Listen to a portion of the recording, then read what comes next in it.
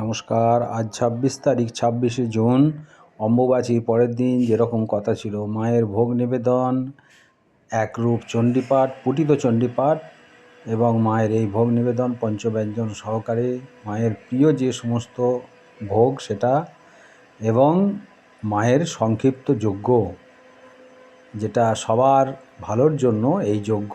মায়ের আজকে এই যে নতুন বস্ত্র পরানো হয়েছে, এই বস্ত্রটা দিয়েছিল দিলীপ সর্দার কৈলান থেকে।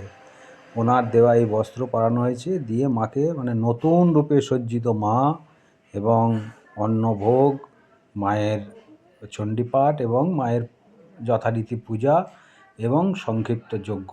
সংক্ষিপ্ত এই জন্যই বলছি যে এই যজ্ঞ আরও বড় হয়। আজকের যে সংক্ষিপ্ত যজ্ঞ নবগ্রহ যজ্ঞ ছিল, মা অন্নপূর্ণা মন্দিরে সবার জন্য আহুতি দেওয়া হয়েছে। সবাই ভালো থাকবেন। রাধে রাধে। জয় মা, জয় মা অন্নপূর্ণা, জয় মা।